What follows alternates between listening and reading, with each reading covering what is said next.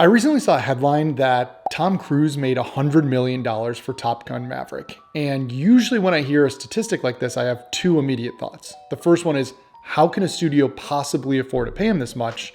And the second one is, where can I sign up for acting classes? But when we get into the business case about why Tom Cruise made $100 million for this, it starts to make a lot of sense. And that's what we're going to talk about in today's video. I'm going to explain why Tom Cruise made $100 million for Top Gun Maverick. And if you're looking for some sort of hack or trick that he pulled in order to do this, that's not what happened. And I'm not going to bury the lead. So Tom Cruise got $100 million for Top Gun Maverick because he earned $100 million. That's what we're going to focus on today. Why Tom Cruise can command, or why he earns $100 million on these movies. To do that, we need to start with a simple business concept called funnels. People throw out the word funnel in business a lot, and you can apply it to a bunch of different industries: marketing funnel, sales funnel, but these are generally the same. The overarching concept of a funnel is that it starts really wide at the top, and it's like every person who interacts with your product or service. And then as people move through the funnel, they interact more with your product. And then finally at the bottom, you're left with people who turn into customers. So it's the journey from being part of that really wide audience all the way down to when they convert or take the action that you want them to and they become one of your customers. I'm hearing myself talk about this and it sounds a little overly complicated, and I think a few examples will just make this click much better. So one example is the classic e-com funnel where everyone here has seen it. It's YouTube ads, then you go to a product website, and then on the website you decide if you want to learn more about it, then you add it to cart, maybe you apply a discount code, and then you buy the product. So that whole thing from YouTube ad all the way to conversion, that's like the whole funnel that people go through. On the sales side, it could look a little bit different. The top of the funnel, maybe you have like hundreds of people who have signed up for like some sort of lead list at a conference. Then you give it to your sales team, and the sales team calls all of these people. Some people may schedule demos. A lot of them might just roll off or not respond. And from those demos, maybe you get in negotiations with a couple of them, and then however many end up turning into customers. So that's like a whole different funnel. What I love most about funnels is there's an infinite amount of ways to create them. So even in that sales example from earlier, you could go from having that lead list, maybe you send them gifts, and then you find that if you send them gifts, more people will do demos, etc.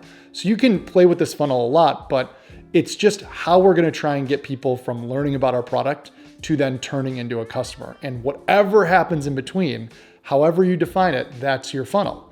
There are some really cool funnels that exist right now that you might not even know about unless you're paying attention to them. Here are a few examples. Home repair companies, when they advertise that they're giving you a free estimate. Well, yeah, that's a lot of work for them to come out and like look at your place, but that's what they've found is the most effective way to get you to work with them. You interact with people who may be doing the job for you. They see the project, they can give you a better estimate on what it's going to cost, and you build some trust so that when you are making this decision for something that you need, you'll go with the company that gives you the free estimate. Car dealerships, another example of a funnel. They want you to test drive cars. So you're not just looking at specs on a brochure, they're putting you into the cars and letting you test drive. A couple others off the top of my head. Free samples at Costco. This is a great way for food companies who you would never even know about to let you sample their product and then offer that product steps away. So it's a win-win. We think Costco's being so nice for giving you free samples, but in reality, it's a super effective advertising channel for the people who are being served as the samples. You get where I'm going with this. Funnels are everywhere. And for me, it's really fun to observe what other companies are doing in order to try and get you to take the action that they want you to take, to just use on other businesses in the future, or just take a mental note of because it's fun, like the psychology behind it, the marketing behind it. Or maybe through this video, I'm just learning that I need other hobbies because this is incredibly nerdy as I'm talking through it right now. Let's move on to what this has to do with Tom Cruise. When we think about the movie industry funnel, ultimately what they're trying to get us to do is buy tickets or like rent the movie. And there aren't a lot of levers to get people excited about the funnel. So when I think of this, I think the clear number one is sequels. If a movie did really well and it comes out with a sequel, then yeah, people are going to be really excited to go see it again. And a lot of your funnel is taken care of because the work's already been done. People will just buy the ticket.